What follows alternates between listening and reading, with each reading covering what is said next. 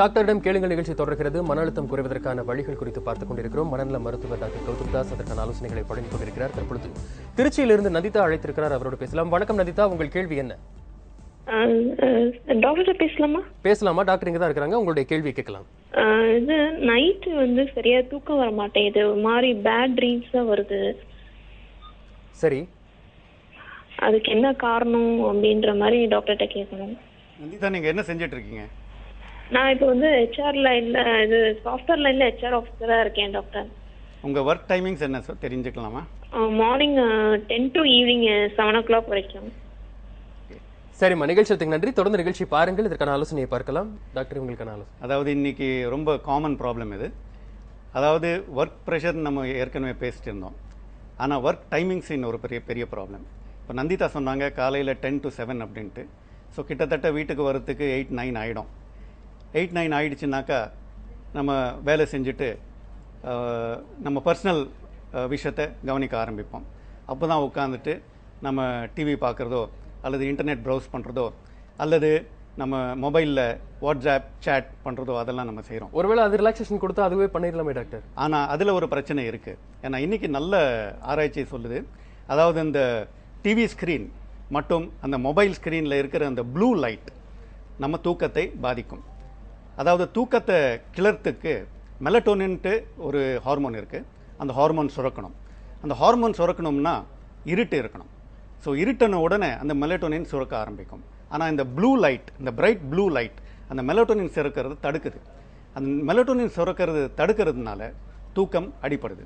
சில நேரங்களில் ப்ளூ கலரில் கடலை பார்த்தாலோ இல்லை நீல மேகத்தை பார்த்தாலோ மனசு அமைதியாகும் அப்படிங்கிற மாதிரி ஒரு சைக்காலஜிக்கல் ரீதியாக சொல்லப்படுது டாக்டர். அது இதில் பொருந்ததா? இல்லை, அந்த ப்ளூ வேற, இந்த ப்ளூ வேற. இது பிரைட் ப்ளூ. இப்போ இந்த ஸ்டுடியோவில் லைட்ஸ் இருக்கு இல்லையா, அந்த மாதிரி பிரைட் ப்ளூ. சரி, அதை நான் சொல்றது. நான் அந்த எதிர்மறை கனவுகளை தான் ஏற்படுத்துமா? எதிர்மறை கனவுகள்னா எந்த விதத்தில்? அவங்க பேட் ட்ரீம்ஸ் வருது அப்படின்னு சொல்லியிருந்தாங்க. இல்லை, அந்த ட்ரீம்ஸ்ன்றது வேற. அதாவது தூக்கம் பாதித்தாலே நிறைய கனவுகள் வரும். அந்த கனவுகள்ன்றது ஆக்சுவலாக it is a recording of life events. Okay, இப்போ இன்னைக்கு நடந்த சில ஈவெண்ட்ஸை ரெக்கார்ட் பண்ணுறது தான் கனவுகள். ஸோ இன்னைக்கு ரொம்ப ஸ்ட்ரெஸ்ஸில் இருந்துட்டு உங்கள் லைஃப் இவெண்ட்ஸ் நல்லா இல்லைன்னாக்கா அது கெட்ட கனவாக வரும். சரி டாக்டர், தொடர்ந்து பேசலாம். அடுத்ததாக தூத்துக்குடியிலிருந்து ஸ்ரீனிவாசன் அழைத்திருக்கிறார். வணக்கம் ஸ்ரீனிவாசன், உங்கள் கேள்வி என்ன? சார், தூக்கம் சரியா வர முடியும் சார். தூக்கமின்மையில தான் நீங்க அவதிப்படுறீங்க. ஆமா சார். என்ன வேலை சார் பார்த்துட்டு இருக்கீங்க? கால் டிக்கெட் டிரைவர் சார். தெளிவா சொல்லுங்க சார். Driver sir. இல்ல, நீங்க பேசுறது சரியா கேட்க மாட்டேங்குது. நீங்க என்ன வேலை பார்த்துட்டு இருக்கீங்க சார்? நான் டிரைவர் பண்றேன். டிரைவர். டெய்லரா இருக்கீங்க? Driver sir. சரி, ஓகே சார். நிகழ்ச்சிக்கு நன்றி. தொடர்ந்து நிகழ்ச்சி பாருங்கள், இதற்கான ஆலோசனையை பார்க்கலாம். டெய்லரா இருக்கிறார் சார், இந்த தூக்கமே வரல அப்படிங்கிற மாதிரி சொல்றாரு. அதாவது தூக்கம் வராமைக்கு பல காரணங்கள் இருக்கலாம். தூக்கம் வரணும்னா முதல்ல ஒரு ஸ்லீப் ஹைஜீன் ஒன்று வேணும். அதாவது தூங்குற இடம் ரொம்ப கம்ஃபர்டபுளாக இருக்கணும். தூங்குற படுக்கை கம்ஃபர்டபுளாக இருக்கணும். தூங்குற டெம்பரேச்சர் கம்ஃபர்டபுளாக இருக்கணும்.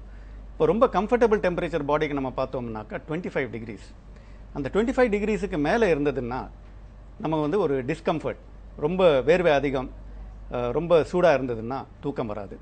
அதே மாதிரி படுக்கை ரொம்ப ஹார்டாக இருந்தது அல்லது கம்ஃபர்டபுளாக இல்லை அப்படின்னா தூக்கம் வராது. நம்ம சரௌண்டிங்ஸ் காமாக இல்லை, குவாய்ட்டாக இல்லை அப்படின்னா தூக்கம் வராது. இருட்டு இல்லை. இப்போ பொதுவாக நம்ம வீடுகளில் பார்த்தோம்னா ஒருத்தர் தூங்க போயிருப்பார், பக்கத்து ரூமில் டிவி லவுடாக ஓடிட்டு இருக்கும், பக்கத்து வீட்டில் 2 பேர் சண்டை போட்டுட்டு இருப்பாங்க.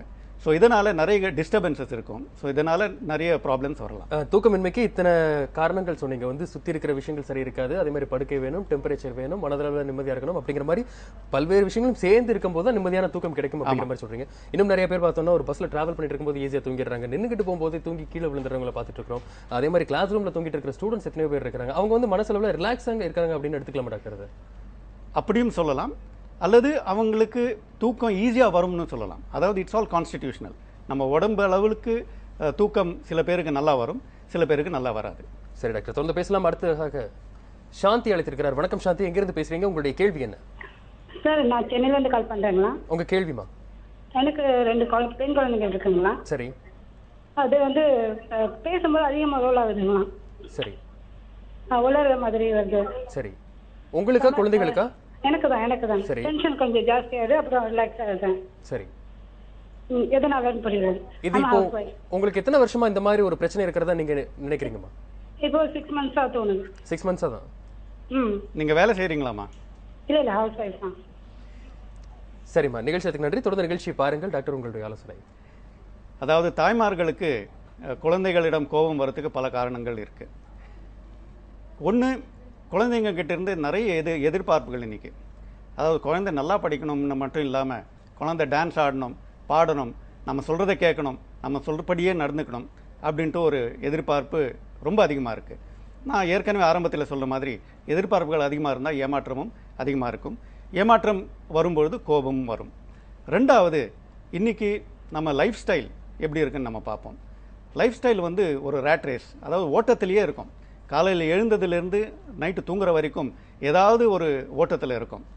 இப்போது நம்ம ஹவுஸ் ஒய்ஃபை எடுத்துக்கிட்டோம்னாக்கா, காலையில் எழுந்த உடனே காலங்காத்தால எழுந்து பசங்களுக்கு டிஃபன் ரெடி பண்ணணும், பசங்க சாப்பிட்டாங்களான்னு பார்க்கணும், நம்ம நினச்ச மாதிரி பசங்க சாப்பிடணும், அப்புறம் பசங்க ஸ்கூலுக்கு போயிட்டு மற்ற லஞ்சு தயார் பண்ணணும், லஞ்சை கட்டி அனுப்பணும். ஸோ இந்த மாதிரி கண்டினியூஸாக நமக்கு வேலை வந்துக்கிட்டே இருக்குது. நமக்கு ரெஸ்ட்டு கிடையாது.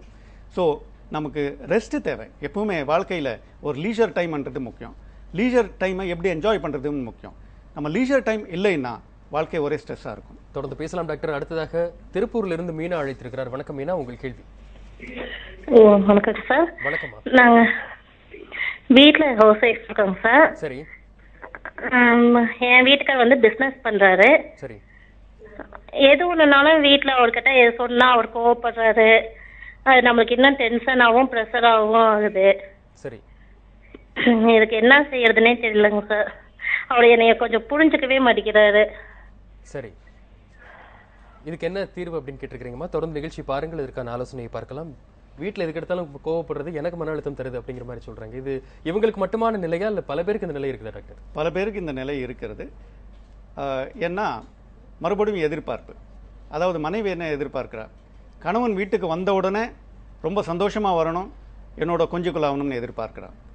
ஆனால் கணவனோட நிலைமை என்ன, ஒரு கஷ்டமான வேலை செஞ்சுட்டு ரொம்ப டயர்டாக வராரு, வரும்போதே களைப்பாக இருக்கிறது, ரொம்ப பசியோடு வராரு.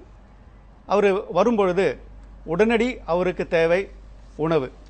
அந்த உணவு கிடைக்கலன்னா கோபம்தான் வரும்.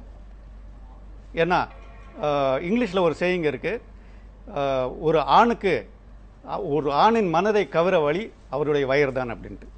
ஸோ நம்ம பார்த்தோம்னாக்கா ஆம்பளை வந்த உடனே அவருக்கு முதல்ல சாப்பாடை போடுங்க, அவர் வந்து ரிலாக்ஸ் பண்ண விடுங்க.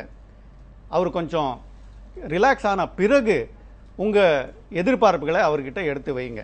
அதுக்கு முன்னால் நீங்கள் வச்சிங்கன்னா அவர் வள்ளுன்னு எரிஞ்சுதான் விழுவார், உங்களுக்கு ஸ்ட்ரெஸ் தான் உண்டாகும். சரி டாக்டர், தொடர்ந்து பேசலாம். அடுத்ததாக மேலப்பாளையத்திலிருந்து ஜெயந்தி அழைத்திருக்கிறார். வணக்கம் ஜெயந்தி, உங்கள் கேள்வி.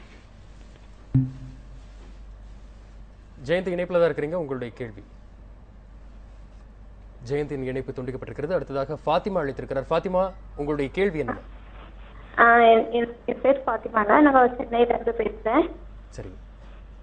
எனக்கு வந்து 14 வயசு ஒரு பொண்ணு குழந்தை இருக்கு சார். சரி. ஆனா அவ வந்து என் மேல ரொம்ப அஃபெக்ஷனாவே இருக்கிறான். சரி. எனக்கு கொஞ்சம் கூட விலகவும் இருக்க மாட்டா. சரி. எதனால இந்த காரணம்? ஆனா அவளுக்கு கொஞ்சம் மேபி கொஞ்சம் உடம்பு சரியில்லாம இருக்குது, ஆனா பரவாயில்லாம இருக்குது. ஆனா கொஞ்சம் கூட விலகி இருக்க மாட்டேன். உங்களை இருந்து விலகியே போயிருக்காங்களா? உங்க கூட சேர மாட்டேங்கிறாங்க அப்படின்னு சொல்றீங்களா? இல்ல இல்ல, என்ன விட்டு நான் கொண்டே இருக்க மாட்டேன். சரிம்மா சரிம்மா, என் கூட தான் இருக்கணும்க்கா. சரி, தொடர்ந்து நிகழ்ச்சியை பாருங்கள், இதுக்கான ஆலோசனை பார்க்கலாம். 14 வயது வளர்ந்த பிறகும் கூட என்னைவே ஒட்டிக்கொண்டு இருக்கும் தனது மகளை நினைத்து ஒரு அம்மா கேட்குறாங்க கேள்வி. அதாவது இந்த குழந்தை தனி குழந்தையா இல்லை வேறு குழந்தையா இருக்கான்னு நம்ம கேட்கல. இதில் பார்த்தோம்னா இது வந்து ஒன்லி சைல்டு சிண்ட்ரோமாகவும் இருக்கலாம். அதாவது தனி குழந்தை இருந்ததுனால் அதுக்கு நம்ம அளவுக்கு மீறி அட்டென்ஷன் கொடுக்குறோம். அந்த அளவுக்கு மீறி நம்ம அட்டென்ஷன் கொடுக்கும் பொழுது அந்த குழந்தையும் அதே அளவுக்கு அதுக்கும் மீறி அட்டென்ஷனை தேடும். ஸோ நம்ம கூடவே இருக்கணும், எப்பவும் அம்மா கூடவே இருக்கணும், அம்மா கூடவே நம்ம இருக்கணும் அப்படின்ட்டு ஒரு கிளிங்கிங் பிஹேவியர் அப்படின்னு சொல்லணும். ஆனால் இதுக்கு முன்னால் நம்ம என்ன பார்க்கணும்னா, இந்த குழந்தை கிளிங் பண்ணுறதுக்கு முன்னால் அந்த தாய் தான் முதல்ல கிளிங் பண்ணியிருப்பாங்க. தாய் ரொம்ப ஓவர் ப்ரொடெக்டிவாக இருந்துட்டு அந்த குழந்தைய தன்னை விட்டு வெளியே போகாமல் ரொம்ப பாதுகாப்போடு இருந்தாக்கா இந்த மாதிரி ஒரு நிலை உண்டாகும். இல்லை டாக்டர், இந்த மாதிரி எல்லாருக்குமே ஒரு குழந்தையின் மேல் உள்ள பாசம் இருக்கும். ஒரு 3 வயசு 4 வயசு வரைக்கும் அம்மாவுடைய அரவணைப்பிலே அந்த குழந்தை அவங்க கூடயே தான் இருக்கும். அதை தாண்டி அந்த வயசு வரைக்கும் தன்னுடைய தாயை வந்து சார்ந்தே இருக்கலாம் அப்படின்றது அது ஒரு இயல்பா இருக்கு. எத்தனை வயசு வரைக்கும் அம்மா ஓட்டிய குழந்தை இருக்கலாம், அதுக்கப்புறம் வந்து அது தனியா இருக்கணும் அப்படிங்கிற மாதிரி ஒரு வயது வரம்பு எதுவும் இருக்குதா, ஒரு லிமிட் இருக்குதா, அது எப்படி டாக்டர்? கண்டிப்பா வயது வரம்பு இருக்கு. ஒரு கிட்டத்தட்ட ஒரு நீங்க சொன்ன மாதிரி ஒரு 5 வயசு வரைக்கும் தாய் வந்து கொஞ்சம் ப்ரொடெக்டிவா இருக்கலாம். அந்த 5 வயசுலேருந்து 8 வயசுக்கு கொஞ்சம் கொஞ்சமா அந்த குழந்தைய வந்து வெளியே போக விடணும். அந்த 8 வயசுக்கு மேலே அந்த குழந்தைக்கு கொஞ்சம் கொஞ்சமாக இண்டிபெண்டன்ஸ் கொடுத்துட்டு ஒரு 14-15 வயசு ஆச்சுன்னா குழந்தைங்களை நம்ம இண்டிபெண்ட்டாக விட்டுடணும். அதாவது தோளுக்கு மேல் வளர்ந்து விட்டால் தோழன் அப்படின்ட்டு நம்ம பழமொழி இருக்கு. அப்படி 14-15 வயசுலயுமே தன்னுடைய தாயவோ தந்தையவோ டிபெண்டாவே ஒட்டிக்கிட்டே இருக்கிற பிள்ளைகள் அதுக்கப்புறம் எதிர்காலத்தில் எப்படி இருப்பாங்க டாக்டர்? ரொம்ப கஷ்டப்படுவாங்க. அதுக்கு டிபெண்டன்ட் பர்சனாலிட்டின்னு பேர். இவங்களுக்கு டிப்ரெஷன் வரதுக்கு வாய்ப்பு ரொம்ப அதிகம். தொடர்ந்து பேசலாம் டாக்டர். அடுத்ததாக விழுப்புரத்தில் இருந்து ஞானவேல் அழைத்திருக்கிறார். வணக்கம் ஞானவேல், உங்கள் கேள்வி. ஞானவேல் இணைப்பில் தான் இருக்கிறீங்க, உங்களுடைய கேள்வி. இருக்கேன் சார். உங்க கேள்வி கேட்கலாம் திரு ஞானவேல். எங்க அம்மாவுக்கு சார், சரி, எங்க அம்மாவுக்கு கால் வீங்கிட்டே இருக்கு சார், அதுக்கு என்ன சார்?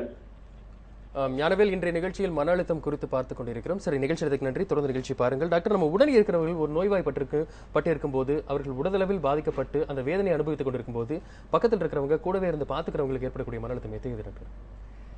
இல்லை, கேள்வி புரியல. அதாவது நம்ம கூட இருக்கிறவங்க, நம்மளுடைய பெற்றோர்களாக இருக்கட்டும், உடன் பிறந்தவர்களாக இருக்கட்டும், அவங்க ஒரு நோய்வாய்ப்பட்டு அந்த நோயினால ரொம்ப பாதிக்கப்பட்டு இருக்கும் போது அவங்களை பார்க்குறவங்க, கூட இருந்து பார்த்துக்கிறவங்க, அவங்களுக்கு ஏற்படக்கூடிய டிப்ரெஷன் எப்படி இருக்கும் டாக்டர்? ஓகே, நீங்கள் சொல்கிறது வந்து இதுக்கு பேர் கேர் கிவர் ஸ்ட்ரெஸ்.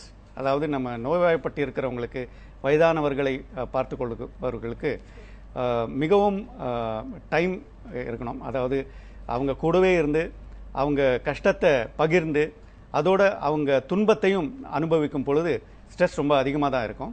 இந்த கேர்கிவர் ஸ்ட்ரெஸ்லேருந்து விடுபடணும்னா அந்த கேர்கிவர்ஸுக்கு கொஞ்சம் ரிலாக்ஸேஷன் தேவை. நான் ஏற்கனவே சொன்ன மாதிரி கொஞ்சம் லீஜர் டைம் தேவை. அந்த லீஜர் டைம் கிடைக்கலன்னா அவங்களுக்கு ரொம்ப கஷ்டம். தொடர்ந்து பேசலாம் டாக்டர். நேயர்களே, இன்று மன அழுத்தம் தீர்வதற்கான வழிகள் குறித்து பார்த்துக் கொண்டிருக்கிறோம். பொதுவாக மனதளவில் பாதிக்கப்பட்டவர்கள் ஒன்று புலம்பி தழுவதை பார்த்திருக்கிறோம், அல்லது மிகவும் இறுக்கத்துடன் யாருடனும் எதுவும் பேசாமல் மௌனமாக இருப்பவர்களை பார்க்கிறோம். உண்மையில் புலம்பி தள்ளிவிட்டால் அவர்களுக்கு மன அழுத்தம் குறைவதற்கான ஒரு வழியாக இது இருக்கிறதா, அது எந்த அளவிற்கு பயனுள்ளதாக இருக்கும் என்பது போன்ற பல்வேறு விஷயங்கள் குறித்து பார்க்கலாம். ஒரு சிறிய இடைவெளிக்கு பிறகு டாக்டரிடம் கேளுங்கள் நிகழ்ச்சி.